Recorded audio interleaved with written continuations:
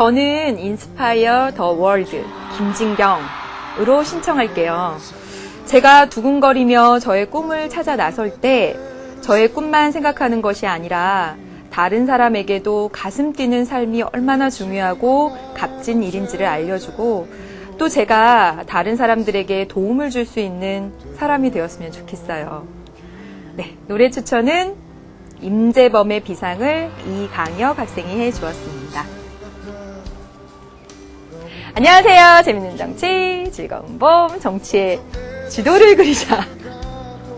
정치의 지도를 그리자. 수능완성 정치를 맡은 박봄입니다. 나도 세상에 나가고 싶어. 당당히 내 꿈들을 보여줘야 해. 그토록 오랫동안 움츠렸던 날개 하늘로 더 넓게 펼쳐 보이며 날고 싶어. 아까 연습할 때는 박수 쳐주셨는데 네, 이게 뭐라고 떨리는 거죠? 이 노래를 부르는 것이 정말 여러분이 이제 세상에 나갈 때가 아닌가 하는 생각이 듭니다. 개인적으로 좋아하는 노래이기도 하고요. 여러분이 바로 그 높이 날아오르는 비상을 할 시점이 내년이 아닌가라는 생각이 들어서 굳이 이 부분을 못 부르는 노래를 해서 불러드렸습니다. 진짜 여러분은 그동안 세상에 아직은 나오지 않은 거라는 생각이 들어요. 여러분은 계속 그 인생에 정해진 순서대로 인생의 삶을 살아왔고요. 그동안 부모님의 품 안에서 부모님의 보호 속에 살아오고 초등학교를 가고 중학교를 가고 고등학교를 가고 그렇게 정해진 순서대로 살아왔습니다. 그런데 이제 내년부터는요, 진짜 각자의 날개를 펼치고 각자 세상 속으로 들어가서 꿈을 펼치면서 여러분 살게 될 것입니다.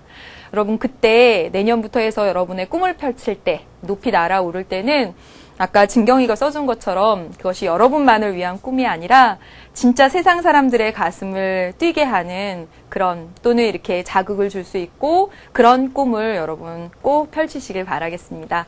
그래서 못 부르는 노래를 불렀습니다. 재작년인가요? 제가 랩을 했다가 어떤 학생이 발견을 해서 선생님 그 부분 좋더라고요 라고 해서 다시 찾아가 들어보고 정말 절망을 했던 적이 있는데 아마 이건 노래니까 나중에 봐도 절망은 안 하겠죠. 오늘 이 시간은요, 여러분, 여론과 언론인데요. 이 강의가 매 강의마다 48분 30초에 끝나야 하기 때문에, 예정된 대로 딱딱 이렇게 못 맞춰서요. 어떨 때는 문제를 좀 남겨두기도 하고 그렇습니다. 그래서 지난 시간에 이익집단과 시민단체 딱 끝냈으면 너무나 좋았겠지만, 거기 관련된 문제 2문제가 있어서요. 그 2문제가 이번 강의로 넘어왔습니다. 그래서 이번 시간에 이익집단과 시민단체 종합적으로 정리하는 2문제 먼저 풀어보고 여론과 언론을 가겠습니다. 여러분 먼저 여론과 언론 이 부분의 문제 찜꽁 해준 학생들부터 소개를 하겠습니다. 나라. 1번 문제는요. 꿈을 심어주는 간호사 천순이 학생. 3번 문제는요. 무엇에든지 날고 싶은 오늘하고 딱 맞네요. 이혜지 학생. 5번 문제는 아나운서의 정석 이세인 보여주십시오. 네, 7번 문제는 꿈을 이룰 때까지 내 의지대로 가는 정태호. 8번이 바로 오늘 오프닝에 소개됐던 진경 학생 인스파이어 더 월드 김진경. 네, 됐습니다. 네, 그러면 우리 지난 시간에 남겨둔 문제부터 2문제 보도록 하겠습니다. 보여주시죠. 여러분 2번 문제고요. 68쪽입니다. 이익집단, 정당, 시민단체 모두 정리하는 문제가 되고요. 무한 고객 감동을 선물하고픈 따뜻한 호텔리어 은철 잘 보세요. 나 집단에 대한 설명으로 옳은 것은 집단하고 나오면 이익집단, 시민단체, 정당 중에 하나겠구나라고 생각하고 문제를 푸시고요. 또 이렇게 친절하게 정당, 이익집단, 시민단체 중 하나다 이렇게 나옵니다. 보겠습니다, 여러분. 관심 영역이요. 지금 이 마이너스는 없거나 범위가 좁은 것을 의미하고 플러스는 있거나 범위가 넓은 것을 의미합니다. 보면 이 관심 영역이 여기 가는 좁고요. 나는 넓다 이렇게 적으면 되겠습니다. 정치적 책임이 둘 다 없다가 됩니다. 그렇다면 여러분 은철 뭐는 지워지는 거죠? 이 세 가지 가운데 정당은 지워져 버리는 거죠. 그래서 이익집단과 시민단체 중에 하나가 되는 거죠. 추구하는 이익을 보니까 여기 이 집단은 마이너스고 여기 플러스입니다. 이 범위가 좁다 넓다로 읽어야 되겠네요. 추구하는 이익의 범위가 좁고 그리고 넓고. 이게 좁다 넓다라고 읽으면 안 될 것 같은데. 추구하는 이익이 여기 보시면요. 가 집단 여러분 어떻게 했습니까? 은철. 여기 관심 영역이 좁고요. 여기 넓습니다.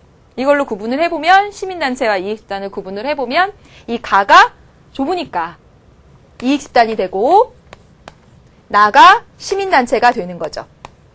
그렇다면 여기 추구하는 이익을 좁다 넓다라고 쓰는 대신에 여기 이익집단은 특수이익을 실현한다. 이렇게 쓰시면 되겠고 시민단체는 공익을 추구한다. 여기 사익을 추구한다. 이렇게 했으면 되겠죠. 다 정리됐습니다. 그럼 문제 풀어보겠습니다. 1번 가는 이익집단은 정치적 충원 및 여론 형성 기능을 담당하고 있다. 은철 맞아요? 틀렸죠? 정치적 충원은 누구죠? 정당입니다. 정당. 틀렸어요. 2번. 가는 다양한 이익의 표출로 대의 정치의 한계를 극복하는 데 기여할 수 있다. 은철 맞아요? 2번 맞죠. 가는 이익집단은 다양한 이익을 표출해서 대의 정치의 한계를 극복하는 데 기여할 수 있죠. 대의 정치, 지역대표제의 한계, 그래서 이익집단 등장 이렇게 연결해서 배웠던 기억나시죠? 맞습니다. 그래서 2번 정답 되고요. 3번 가겠습니다. 넘겨주시죠. 나는 정권 획득을 통해서 정권 획득은 정당의 키워드죠? 아닙니다. 4번 나가 추구하는 이익이 실현되면 그 구성원만 혜택을 누릴 수 있다. 4번 선지를 조금 기억을 해두세요. 만약에 어떤 이익이 실현되면 그 구성원만 혜택을 누린다라고 하는 것은 여러분 요거 좀 기억을 해주세요. 이건 이익집단과 관련해서 그렇습니다. 예를 들어서 약사회, 의사회 또는 프로야구 선수협의회 관련해서 어떤 특수한 결정이 나게 되면 그 이익이 실현되면 거기에 속한 약사, 의사 내지는 프로야구 선수들 그 구성원들이 이익을 누리게 되는 거죠. 따라서 이익이 실현되면 추구하는 이익이 실현되면 그 구성원만 혜택을 누릴 수 있다라고 하는 것은 이익집단에 관련된 얘기가 됩니다. 따라서 나라고 쓰면 안 되고 가 이렇게 쓰셔야 되죠. 그래서 틀렸습니다. 5번 볼게요. 가는 비영리활동을 주로 하는 반면 나는 주로 영리활동을 한다. 시민단체가 영리활동을 한다고요? 시민단체 자발성, 공익, 비영리활동, 비영리적 이거 키워드입니다. 시민단체. 따라서 여기 영리적이다 이렇게 쓰면 절대 안 되죠. 그래서 정답은 2번이었나요? 네, 은철 잘 맞췄죠? 다음 한 문제 더 보겠습니다. 71쪽의 7번 문제고요. 원이 문제입니다. 원이 잘 보세요. 가 다 집단이라고 나왔습니다. 그렇다면 역시나 이익집단, 정당, 시민단체 가운데 하나겠구나 생각하시고 풀이해 가시면 돼요. 과거에는 정치 과정을 국가기관 중심으로 이루어지는 활동으로 보고 정치를 위로부터의 지시와 통제 과정으로 보았다. 기억하세요? 원이 이거 기억나죠? 과거의 정치 과정과 오늘날의 정치 과정. 그래서 과거는 국가기관 중심, 특히나 의회 중심이었어요. 과거에는 의회 중심.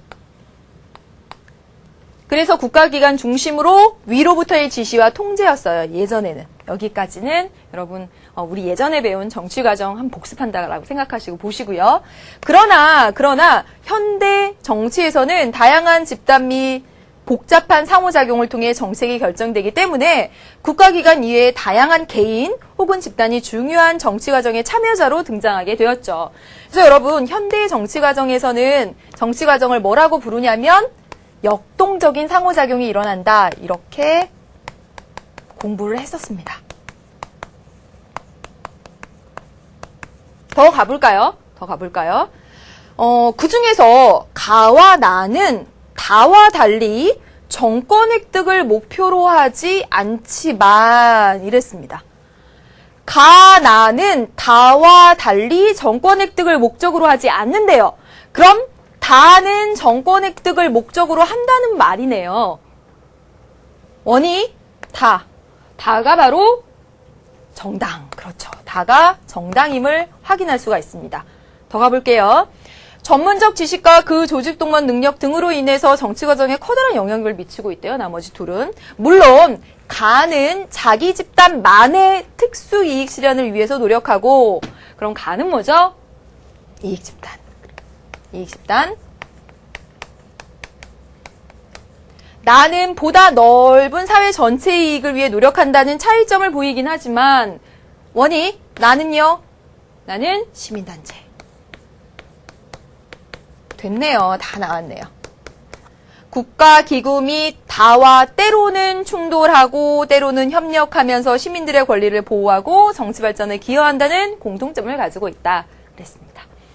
기업부터 보겠습니다. 가는 누구냐면 이익집단입니다. 이익집단은 자신들의 이해관계를 초월하여 연대를 추구한다. 여러분, 자신들의 이익에 관심을 가지고 있는 것이 가죠. 초월하여 연대를 추구한다. 가와 관련된 설명이 아니죠. 그래서 기억 틀렸습니다. 니은, 나는 시민단체는 공익을 추구하며, 맞네요. 비영리성, 그리고 비권력성, 다 맞네요. 맞습니다. 디귿, 가는 자신들의 특수 영역, 이익집단이니까, 그리고 다는 정당, 사회 모든 영역에 관심을 가진다. 원이 맞아요? 맞습니다. 맞아요. 리을, 나와 달리 다 누굽니까? 정당은 그 행위 및 결과에 대해서 정치적 책임을 지지 않는다. 여러분, 다가 바로 정당이 이익집단과 시민단체와의 차이점은 정치적 책임을 진다. 그런데 여기 다는 정치적 책임을 지지 않는다라고 했으니까 틀렸네요. 그래서 이거 틀렸습니다. 그래서 이익집단과 시민단체까지 해서 지난 시간에 한 내용 다 살펴보았습니다. 여러분, 우리는요, 이 단원에서 지금 선거 끝나고 나서 정치 과정의 비공식적인 참여자들을 계속 공부하고 있어요. 그래서 정당, 이익집단, 시민단체 이렇게 왔고요. 이제 누구 남았냐면 여론과 언론이 남은 거예요. 그래서 여론과 언론에 관련해서 오늘 이번 시간에 하는데요. 여론과 언론에 관련된 개념들은 역시나 이익집단, 시민단체, 정당처럼 어려운 개념들은 없습니다. 그러나 여기도 역시나 수능에 100% 출제되는 부분이라는 거지요. 그러니 이 부분들도 역시 개념 한번 쫙 머릿속에 세워두고 그 다음부터는 문제 열심히 풀어보시면 기출문제 정도 수준으로 풀이를 계속해 나가다 보시면 이 부분을 여러분 쉽게 그냥 완벽하게 마스터하실 거라고 생각합니다. 먼저 여론과 언론 이 부분에서 마인드맵을 한번 세워보도록 하겠습니다. 여론과 언론입니다. 여러분 그 다른 부분처럼 이 부분에서 여론의 마인드맵을 세우겠다. 여론의 유형, 여론 형성, 여론 정치, 언론의 역할, 언론의 자유 막 이렇게 하실 필요 없습니다. 여기서는요 그냥 크게 여론과 언론 각각 한 문제 내지는 한 문제 정도씩 나올 수 있겠구나. 여론에서 알아야 될 것은 분산형 여론, 합의형 여론, 상향식, 하향식 그 용어 정도만 알아두시면 되고요. 언론에서는 언론의 자유 정도만 알아두시면 됩니다. 다른 문제들은요. 개념이 아주 완벽하게 암기되어 있지 않아도 얼마든지 접근을 할 수 있는 문제들이기 때문에 선생님이 마인드맵을 막 복잡하게 뻗쳐나가지 말라라고 말씀을 드렸어요. 다시요, 여러분. 다시요. 여론과 언론 할 때 여론에서는 여론의 유형, 분산형, 합의형 이거와 여론의 형성에서 상향식, 하향식 바로 이 여론 형성만 알아두시면 되고 언론의 자유 정도 이렇게 알아두시면 되겠습니다. 그러면 지금부터 하나씩 이제 뼈대를 세워갈게요. 여론과 언론이에요. 여론과 언론에서 여론에서는 분산형, 합의형, 여론의 유형에 대해서 다음 바로 보겠습니다. 그리고 여론의 형성과 관련해서 여러분 민주주의 국가에서는 여론이 아래로부터 형성돼서 위의 권력기구에게 전달이 됩니다. 아래에서 형성돼서 위로 올라가지요. 그래서 상향식이라고 하죠. 상향식. 선생님이 이거 그림을 그릴 때 반대로 얘기를 했던 것 같은데 여러분 지금이요. 이렇게 아래에서 만들어져서 위를 보고 이렇게 올라가는 게 상향식의 여론 형성입니다. 이게 민주주의 국가에서. 반대로 여러분 지금 이렇게 위에서 여론을 조작해서 만들어내는 거예요. 이렇게 가는 게 하향식입니다. 하향식. 권위주의 국가에서 그렇죠? 이런 모습입니다. 이 용어만 알아두시면 되고요. 그리고 여론 정치와 관련해서 조금 말씀을 이렇게 나와서 좀 말씀을 좀 드려보면요. 우리 교재 여러분 73페이지입니다. 73페이지에 여론 정치와 관련해서 제시문이 이제 이렇게 길게 나왔는데 선생님이 간략하게 요약을 해서 조금 이제 말씀을 드려볼게요. 이렇게 적어가면서. 여러분 여론 정치가 민주주의에서 필요한 이유가 이 여론이라는 게 뭐예요? 어떤 사회 문제나 어떤 쟁점에 대해서 국민 다수의 의견이잖아요. 다수의 의견이죠. 따라서 여론을 받아들여서 정책을 만든다는 것은 국민의 지지를 받아서 정책을 만든다는 것이고 그렇게 되면 정책의 정당성이 높아지죠. 정당성이 높아지죠. 따라서 민주주의 사회에서 여론 정치와 민주주의 이것과의 관련성은 굉장히 높습니다. 여론을 반영한 정책 결정. 이건 어쩌면 당연하죠. 그런데 이 여론 정치의 한계점 같은 것도 있다라는 거죠. 왜 그러냐면요. 왜 그러냐면 현대 사회가 사회의 다원화 복잡화 그리고 전문화 이 경향 때문에 그런데 여러분 여론조사를 한번 한다고 해볼게요. 여론조사를 한다고 해봅시다. 그리고 전화를 하거나 뭐 이렇게 이게 설문지를 가지고 물어봤어요. 물어보면 사람들은 그동안 생각하고 있지 않은 그런 문제들인데 갑자기 딱 대답이 들어오면 저는 반대요. 저는 찬성이요. 굉장히 즉흥적으로 대답을 하죠. 만약에 지금 현재 우리나라 5년 단임제인데 그렇죠 여러분. 우리나라 대통령은 한 번만 하고 2번 못 하잖아요. 2번 못 나가잖아요. 5년 단임제에 대해서 찬성하십니까? 반대하십니까? 이런 조사를 물어봤어요. 한 번도 그동안 막 생각해 온 적이 없어요. 그러면 찬성이요. 반대요. 그냥 즉흥적으로 사실 나오는 부분들이 많거든요. 이런 뭐 정부 형태 문제에서부터 시작해서 아주 뭐 가령 뭐 아주 대형 마트들 일요일 날 영업하는 것에 대해서 어떻게 생각하세요? 생각을 잘 해본 적이 없어요. 찬성이요. 반대요. 모든 이런 여론조사가 사실은 굉장히 즉흥적이라는 것이죠. 그런데 사회는 굉장히 다원화되고 복잡화되어 있습니다. 그런 가운데. 그래서 이런 대답을 할 때 내 이해관계를 생각해서 즉흥적으로 대답을 하는 거예요. 나는 주부니까, 나는 직장인이니까 일요일 날 열면 좋겠네. 대형마트가 밤 늦게까지 열면 좋겠네. 이렇게 생각할 수도 있고 또는 즉 전체 공익을 생각하는 그런 답변을 하는 것이 아니라 나의 이해관계 또는 그 나의 그런 이익과 관련된 응답을 하는 경우가 상당히 많고 또 하나는 굉장히 사회가 전문화되어 있어서 이 정말 공적이고 공익을 생각하고 그랬을 때 아주 전문적이고 그런 답변을 우리가 못한다는 거죠. 아까 앞서 말씀드렸다시피 대통령제를 5년 단임제에서 4년 중임제로 바꾸는 것에 대해서 어떻게 생각하세요? 사실 이건 꾸준히 많이 공부를 해보고 우리나라 정치 현실에 맞추어서 어떤 것이 더 적합한지에 대한 아주 심각한 고민들이 있어야 이런 전문적인 답변들을 사실은 할 수 있는 건데 사실은 굉장히 즉흥적으로 하고 있다는 거죠. 그런 것들이 여론조사의 한계점이고 여론의 사실은 한계점입니다.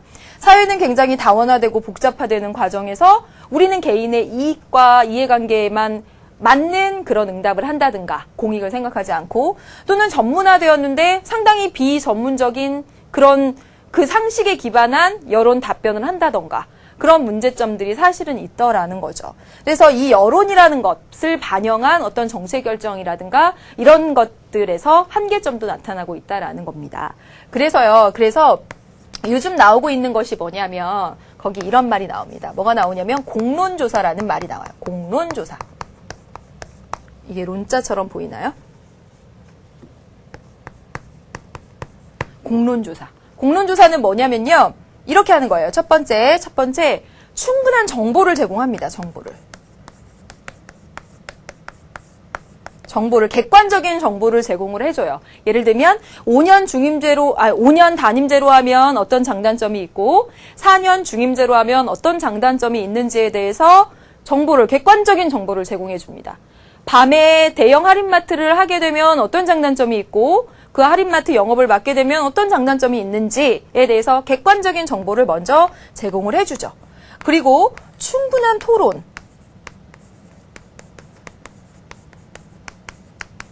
토론을 거쳐서 기존에 자기가 가지고 있던 입장 변화를 살펴보는 거예요.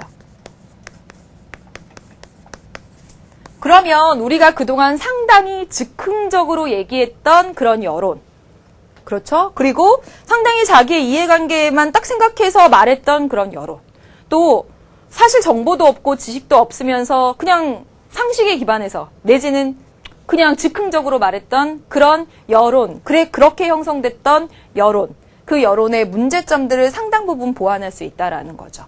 그래서 공론조사라는 말이 나오고 있습니다. 그런데 여러분, 선생님이 지금 공론조사에 대해서 이렇게 막 과정이나 이런 걸 설명드렸지만 여러분들은 이런 것들을 외우실 필요가 없어요. 만약에 문제로 출제된다면 선생님이 지금껏 말한 거 있잖아요.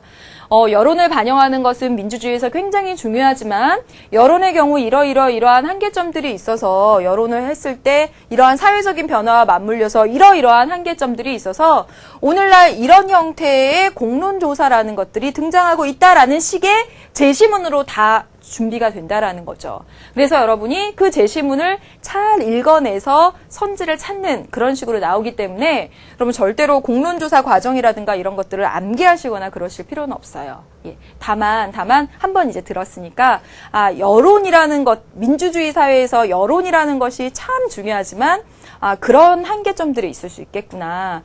그래서 이와 같은 대안점들이 나타나는구나 정도는 우리가 정치를 배웠으니까, 그리고 우리가 수능이라는 것을 코앞에 두고 있지만 정치를 배운 사람으로서 그냥 한 번쯤 이렇게 생각하고 있었으면 좋겠습니다. 그래서 73페이지에 나와 있는 내용들을 다음과 같이 정리해서 말씀을 드렸고, 73페이지에 나와 있는 내용은 여러분이 이제 혼자 읽어보셔도 아마 이해가 되실 겁니다. 그래서 이 여론 정치와 관련돼서 이 부분을 이렇게 말씀을 드렸어요. 마인드맵 뼈대 그리면서 참 긴 얘기를 했네요. 지울까요? 지우겠습니다. 다시요. 그래서 다시 보겠습니다, 여러분. 오늘 이 시간에는 여론과 언론에 대해서 합니다. 여론에서는요, 분산형, 합의형이라는 여론 분포 모형과 그리고 여론 형성, 상향식, 하향식 그 내용들, 그리고 여론 정치와 관련해서는 지금 하나 말씀드렸고, 언론의 자유 중심으로 보시라라고 말씀을 드렸네요. 이제 여기부터 보겠습니다. 여론의 유형부터 보도록 할게요. 여론의 유형 그림을 보시면요. 이 그림은 정치의 지도 기출교재에 나와 있는 그림이고 어느 교재에서든지 나와 있는 그림입니다. 분산형의 여론을 한번 보세요. 합의형부터 볼까요? 여기 합의형부터 보니까 합의형이라고 하는 것은 지배적인 여론이 형성되어 있으면 우리가 합의형으로 본다라는 것입니다. 따라서 매우 찬성으로 되어 있는 것만 우리가 합의형이라고 생각하시면 안 되죠. 매우 반대쪽으로 다 모여 있어도 합의형인 겁니다. 이 합의라는 말이 찬성이라는 말로 생각하시면 안 돼요. 여기 보셨다시피 지배적인 여론이 형성되어 있느냐 여부로 보시는 겁니다. 그래서 지배적인 여론이 형성되어 있으면 합의형이라고 보고, 그래서 이때 합의형 여론이 형성되어 있으면 국민적 합의가 이루어진 것이기 때문에 그 여론을 정책에 반영하기도 좋고, 그리고 정치적 안정도 이룰 수가 있습니다. 그런데 분산형의 여론을 보시면요, 중립적인 의견은 적고 찬반 대립이 심합니다. 여기 이렇게 보십시오. 점선으로 된 거 보세요. 보면 여기 합의형을 매우 찬성만 합의형이다 이렇게 중간에 보는 학생들 착각할 수 있을 것 같아서 이렇게 지웠습니다. 찬성과 반대로 이렇게 분산되어 있는 형태, 그래서 대립이 매우 심한 형태입니다. 이런 여론을 정책에 반영하기도 어렵고요. 정치적으로 불완전한 그런 모습들을 보여주게 됩니다. 그래서 여론의 유형과 관련해서 합의형, 분산형 별로 어렵지 않아요. 관련된 문제를 두 문제 보도록 하겠습니다. 세 문제군요.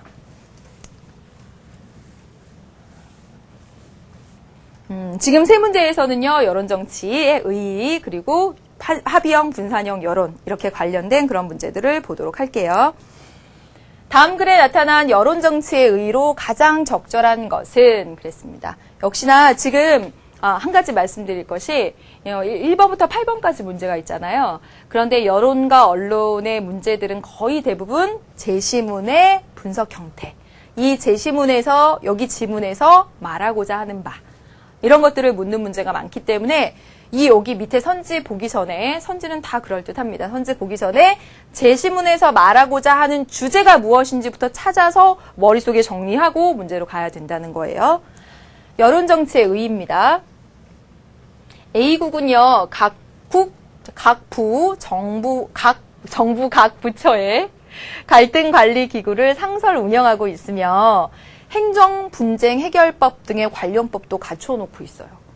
그러나 A국의 가장 큰 장점은 여기서부터 말하고자 하는 바 같아요.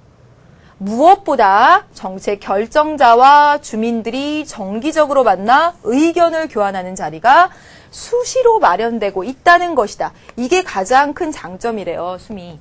예. 소통의 기회가 늘어날수록 대중들은 어떤 이유로 해서 그런 결정이 내려지는지 더 많이 알게 되죠. 그렇죠. 좋겠네요. 또 자신들의 이익이 존중받고 있다는 것을 더 많이 느끼게 되어서 정책 결정자를 믿고 중요한 의사결정을 받아들일 수 있다 그랬습니다. 여러분 지금 보니까 이 A국의 가장 큰 장점인 정책 결정자와 주민들이 만나서 정기적으로 의견 교환을 하게 되니까 대중들이 결과적으로 보면 정책 결정자들을 믿고 중요한 의사결정을 받아들일 수 있고 자신들의 이익이 존중받고 있다라는 이런 생각이 들게끔 만들어 주었다라는 것입니다. 그러면 여론정치의 의 한번 찾아볼까요? 1번 하향식의 정책 결정 구조를 확립할 수 있겠다. 여론정치를 하면 하향식의 정책 결정 구조가 만들어질 거야. 수미 맞아요? 하향식은 권위주의에서 여긴 지금요 정책 결정자와 주민들이 만나서 아래로부터의 소통을 하고 있는 거예요. 따라서 이거 얘기하면 안 되죠. 2번 정책 집행에 사용되는 예산을 절감할 수 있다. 지금 이 제시문을 보고 예산이 절감되는지 예산이 더 많이 들었는지 알 수가 있을까요? 아니죠. 네. 3번 정책 결정에 있어서 신속성, 효율성 확보할 수 있다. 이것도 역시 수미 틀렸습니다. 수미 딱 알았죠. 왜냐하면 사실상 독재가 효율적이다라고 했었잖아요. 혼자 다 알아서 해버리는 게 효율적일 수 있습니다. 지금 만나서 소통하고 얘기 듣고 그리고 설득시키고 하다 보면 신속성 또는 효율성 등은 떨어질 수 있죠. 오히려. 그러니까 아니죠.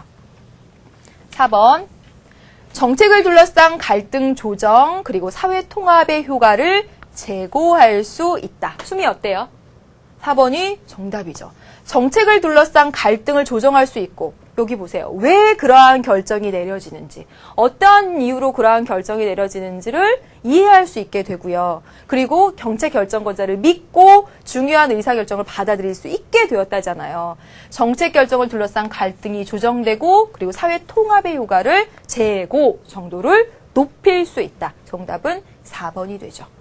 5번 정책 결정을 둘러싼 권력 기관 간의 견제 효과를 높일 수 있다. 이거 여러분 틀렸죠?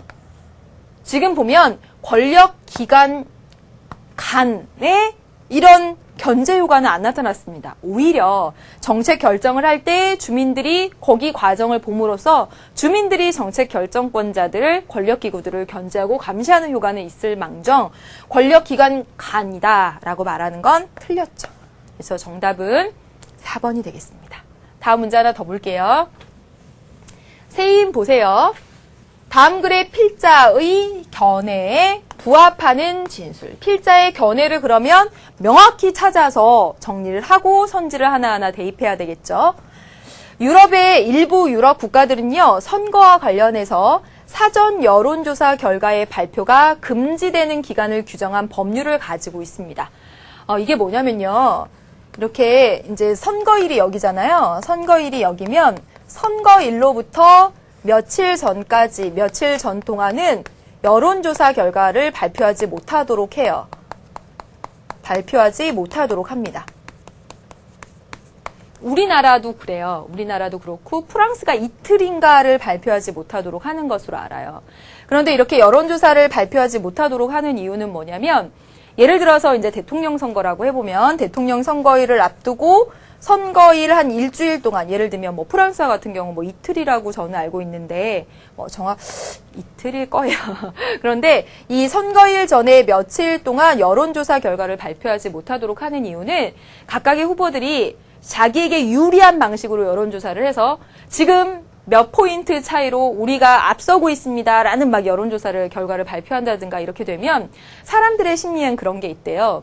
내가 B 후보를 뽑으려고 했는데 여론조사 결과 A 후보가 앞선 것으로 밝혀졌습니다. 이렇게 나오면요.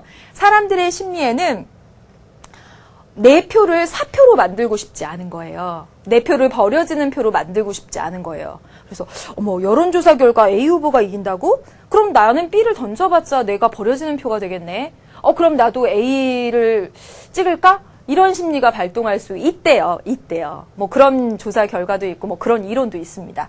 뭐 그런 우려도 있고 또 이렇게 여론조사 결과를 막 조작해서 과열해서 막 후보들 간에 발표하는 그런 문제점들도 있고 그런 것들 때문에 선거일 전 며칠 동안은 여론조사 결과를 발표하지 못하도록 규정하는 법률을 갖고 있습니다. 유럽의 일부 국가들, 우리나라도 그래요. 그런데 이제 필자의 견해를 잘 보세요.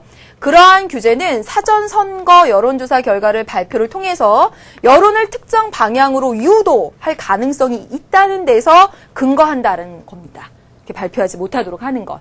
근데 여기서부터 한번 보세요. 그러나 여기서부터 필자가 얘기하고 싶은 거겠죠. 그러나 이러한 시도들은 대체로 실패해왔다. 유권자들은 여론조사 결과를 그대로 수용하여 행동하는 컴퓨터가 아니다. 대부분의 유권자들은 주위의 의견에 따라서만 투표하지 않는다. 여론조사 결과 보고 나서 사람들이 대부분 A야? 그럼 나는 A로 가겠어. 누가 그러냐? 그러지 않는다. 사람들은 컴퓨터가 아니다. 라는 게 이 사람의 의견이죠. 그리고 이러한 동조 투표를 하는 유권자조차도 여론조사 결과에 대해서 다양한 반응을 보인다. 유권자를 보호한다는 이런 명분의 규제는, 이런 규제는 그들의 의사결정 능력에 대한 유권자에 대한 모욕이다. 이렇게 얘기를 하고 있습니다. 실제로는요, 여러분 사실은 두 가지 이론이 있어요. 좀 이렇게 불쌍하고 막 뒤처지는 후보에 대한 사람들의 동정심리가 작용해서 그 사람을 막 찍는다라는 그런 이론도 있고요. 또 내 표를 사표로 만들기 싫어서 이기는 사람 쪽으로 막 간다라는 그런 이론도 있습니다. 그래서 사실은요, 이 여론조사를 발표하면 진짜 그게 어떻게 왜곡시킬지 왜곡을 안 시킬지는 사실 모르는 일이에요. 그런데 이제 그러한 우려가 있다고 생각한 나라들은 이렇게 선거일 전 며칠 동안은 발표를 금지시키고 있고, 일본 같은 나라는 선생님이 알기로는 이런 발표 금지 이런 거 없는 것으로 알고 있습니다. 아무튼 여기 지금 필자의 견해는 이렇게 유권자들은 여론조사 결과를 그대로 수용하여 행동하는 컴퓨터가 아니다. 이렇게 말한 것으로 봐서 지금 반대. 이렇게 선거 기간 전 여론조사 결과 공표를 금지하는 것을 반대하고 있다는 것을 확인할 수 있겠죠. 그러면 문제를 풀어보겠습니다. 필자의 견해에 부합하는 거예요. 필자의 견해를 지금 머릿속에 정리했죠, 세인? 보겠습니다. 1번. 공정선거를 위해서 사전 선거 여론조사 결과 발표는 제한되어야 해. 맞아요, 세인? 아니죠. 지금 유권자들은 컴퓨터가 아니야. 그대로 여론조사 결과를 보고 그대로 투표하고 그런 사람이야. 그렇지 않아. 이거는 유권자들에 대한 의사결정 능력에 대한 모욕이야. 이렇게 얘기했습니다. 그러니까 아니죠. 사전선거 여론조사 결과는 유권자들의 후보 선택을 좌우하는 핵심적인 요인이다. 만약에 사전선거 여론조사 결과가 유권자들의 후보 선택을 좌우하는 아주 핵심 요인이라면, 그것에 따라서 좌지우지될 수 있다면 제한해야 되겠죠. 그런데 이 사람 지금 제한하는 것은 유권자들의 의사결정 능력에 대한 모독이다. 이렇게 얘기했으니 이것도 역시 아닙니다. 3번. 사전선거 여론조사가 정당성을 가지려면 발표 시기가 신중하게 선택되어야 한다. 여러분, 사전선거 여론조사가 정당하려면 발표 시기가 신중하게 선택되어야 한다. 그 전 며칠 동안, 그 전 며칠 전까지만. 이건 오히려 선거 여론조사 금지 기간을 두자라는 쪽의 의견과 더 가깝다라고 볼 수가 있습니다. 그래서 아니고요. 4번. 유권자들은 사전선거 여론조사 결과에 대해서 능동적이고 그리고 비판적인 태도를 보인다. 그들은 각각 그들의 판단으로 동조투표를 하는 경우도 있지만 그것도 다 다양한 반응을 보이고, 그리고 컴퓨터처럼 진짜 주위의 의견에 따라서만 하지 않는다. 능동적, 비판적 태도. 바로 4번이 이 필자의 견해와 부합을 하죠. 4번이 정답입니다. 5번. 유권자들은 선거에서 후보를 선택할 때 사전선거 여론조사 결과를 전혀 고려하지 않는다. 지금 필자가 전혀 고려하지 않고 전혀 상관없어. 이렇게 얘기한 건 아니죠. 합리적인 판단 능력과 비판적 태도를 가지고 있다라고 보고 있는 거니까 5번도 역시나 아닙니다. 그래서 정답 4번 이렇게 고르시면 되겠습니다. 한 문제 더 볼게요. 6번 문제입니다. 6번. 다음 여론조사 결과에 대한 분석 및 추론으로 옳지 않은 것은 그랬습니다. 평창 동계올림픽 유치와 관련해서 실시된 국민 여론조사 결과에 따르면 우리나라 사람들은 평창 동계올림픽 유치에 대해서 매우 환영하는 것으로 나타났다 그랬습니다. 첫 번째 질문이 뭐냐면 평창 동계올림픽 유치에 대해서 물어봤더니 여러분 여기 보세요. 74.3%가 너무 잘된 일이라고 했어요. 그래서 어느 정도 잘된 일? 거의 정말. 그래서 여기 평창 동계올림픽 유치와 관련해서 합의형입니까? 분산형입니까? 합의형인 거죠. 합의형. 지배적인 여론이 형성되어 있죠? 그리고 더 가볼게요. 또한 최근 주요 정당이 평창 동계올림픽에 남북 단일팀을 구성하고 남북 단일팀을 구성을 해가지고 공동훈련 기반을 조성하자.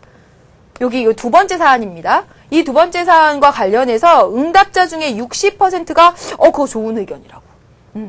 남북 단일팀을 구성해가지고 같이 훈련하고 이렇게 하는 거 참 좋은 의견이라고. 반대하는 응답자도 30.4%로 적진 않았지만 여러분 이것도 보세요.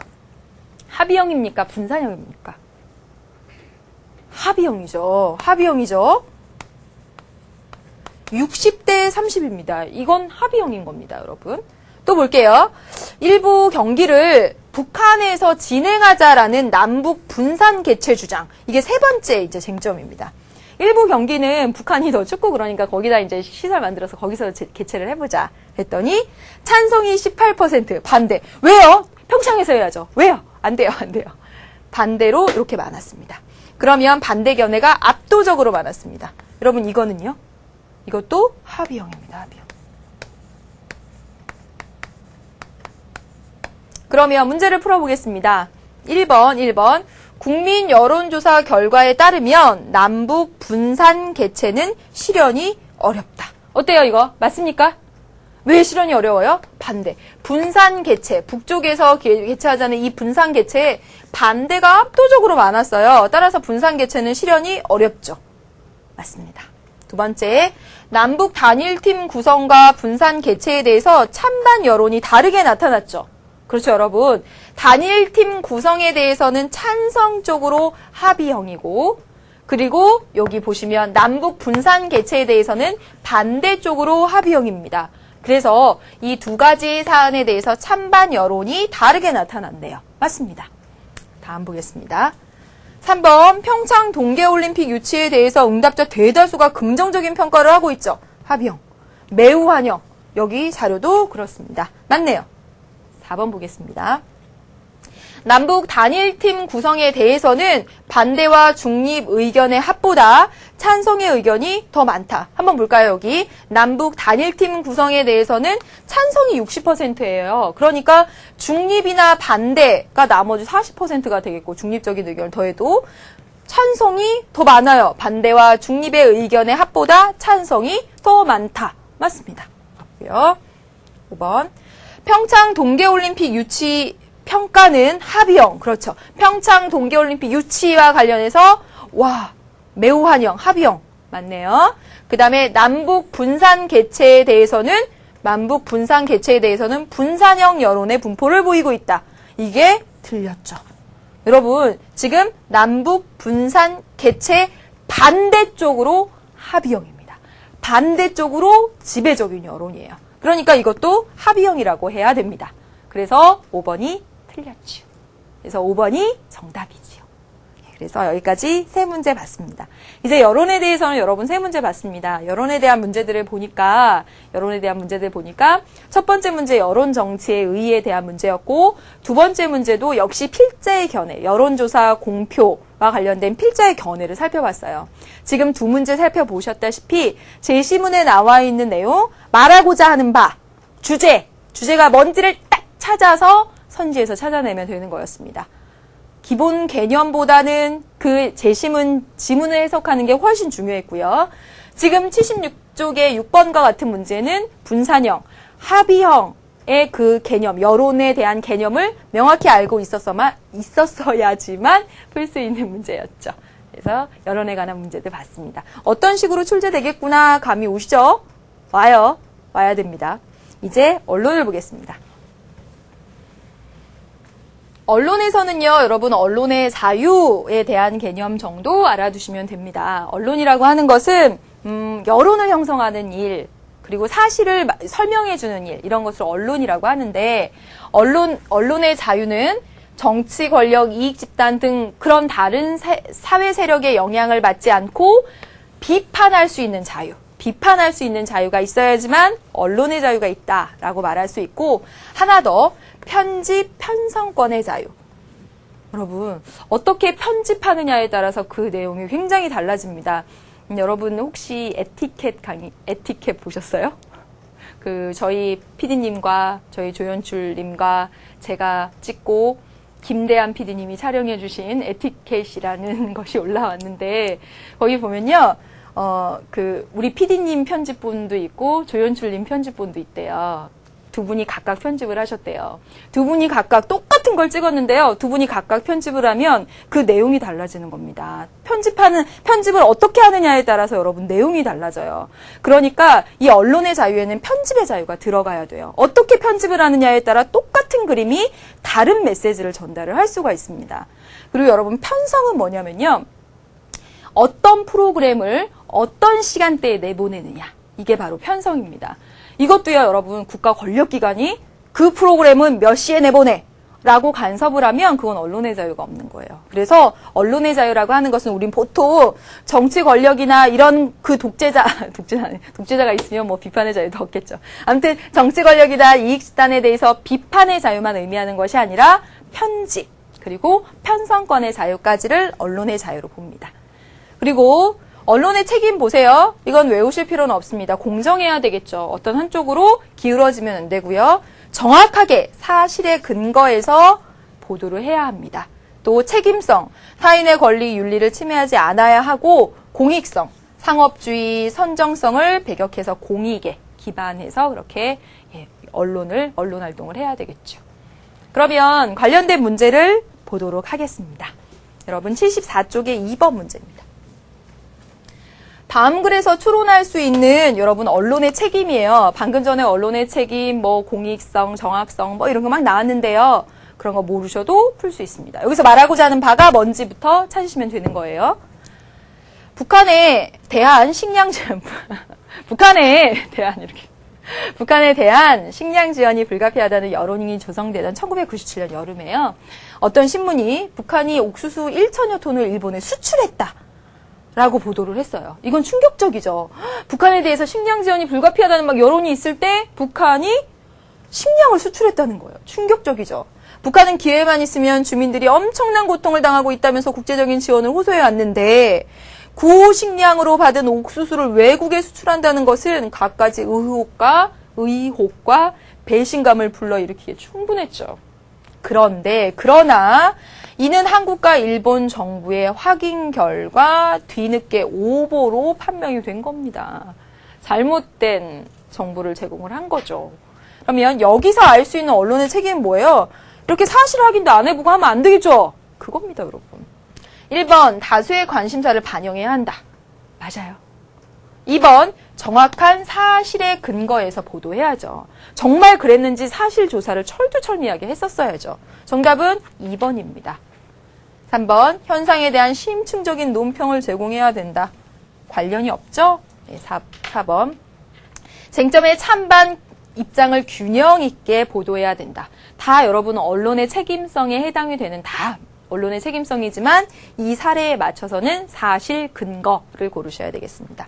권력과 자본에 대한 견제와 감시에 충실해야 된다. 역시 언론의 책임이지만 정답은 사실 근거 하는 부분을 고르셔야 되겠습니다. 마지막 문제 풀어볼게요. 무엇에서든지 날고 싶은 예지. 보십시오. 다음 제도의 공통적인 도입 취지로 가장 적절한 것은 반론보도 청구, 추후보도 청구. 이런 반론보도나 추후보도 청구와 같은 이런 제도를 도입한 취지가 무엇일지 생각해 보세요. 언론 보도의 진실 여부와 관계없이 언론 보도로 피해를 입은 사람이 해당 언론사에 자신이 작성한 반론 보도문을 게재해 줄 것을 요구하는 것. 두 번째, 언론에 의해서 범죄 혐의가 있거나 형사상의 조치를 받았다고 보도된 이후에 무죄 판결을 받은 거예요. 그래서 혐의가 없는 것으로 밝혀진 경우에 해당 언론사에 자신이 무죄라는 취지의 내용을 게재해 줄 것을 요구하는 것. 여러분 지금 여기서 나온 사례들은 뭐냐면 언론의 어떤 보도로 인해서 피해를 입었을 경우에 구제해 주는 대책들입니다. 그렇죠. 우리가 언론의 어떤 보도로 인해서 피해를 입었을 경우에는 언론중재위원회에다가 문제 제기를 할 수도 있고 정말 손해배상을 청구할 수도 있고요. 법원을 통해서 이렇게 할 수도 있고 그렇습니다. 그런데 아무튼 이 언론에 의해서 피해를 입었을 때 구제해주는 제도들입니다. 1번 보세요. 언론의 자유를 확대하려고. 2번 알 권리를 보장하려고. 언론의 자유의 한계를 설정하려고. 4번 언론의 자유 제한 요건을 완화하려고. 5번 언론 보도에 따른 피해의 구제. 5번이 정답이 되겠습니다. 그래서 정답은 여러분 5번 이렇게 고르시면 되겠네요. 여러분 지금 문제가 3문제 남겨두고 있습니다. 3문제 남겨두고 있는데요. 앞으로 마지막 남은 주제는요. 여러분 지금 여론, 언론, 그리고 대중매체. 반드시 수능에 여러분 출제됩니다. 근데 여기서 여러분 하나만 이제 말씀드리고 이제 끝마칠게요. 대중매체랑 언론을 여러분 구분을 잘 못하시죠? 여러분 대중매체는 뭐냐면요. 불특정 다수에게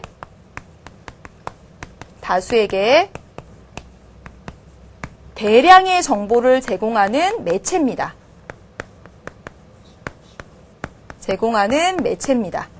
그래서 여러분 예를 들면 TV, 그리고 라디오, 신문 이런 것들이 여러분 대중매체예요. 그런데 여러분 언론을 말할 때도 얘네들이 이렇게 말하고 있잖아요. 여러분 언론은 여론을 형성하는 일입니다.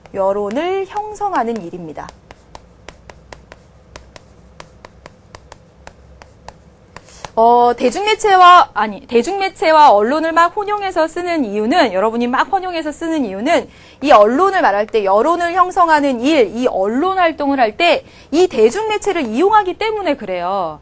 TV나 라디오나 신문 매체를 이용을 해서 언론 활동이 이렇게 수행되기 때문에 이 두 가지를 똑같은 것인 것처럼 이렇게 생각을 하는 경우가 많습니다.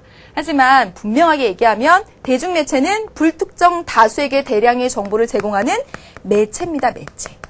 그래서 언론과는 조금 다르고요. 이 대중매체에 의해서 정치 사회화 시키는 그런 영향들, 그런 것들이 있고, 이 대중매체의 순기능, 역기능, 정치적인 순기능, 역기능과 관련된 그런 기출문제들도 많이 나왔는데, 그건 여러분 진짜 기출문제를 통해서 익숙해지시면 됩니다. 여러분 다음 시간에 3단원 가야 되는데요. 역시나 다음 시간에도 3문제 복습한다고 생각하시고, 이게 계속 이렇게 밀리니까 딱딱 이렇게 밀리네요. 다음 시간에 그 3문제 남겨두었으니까요. 3문제 풀어보고 또 3단원 나가도록 하겠습니다. 오늘도 여러분 너무너무 수고 많으셨어요. 다음 시간에 만날게요. 안녕.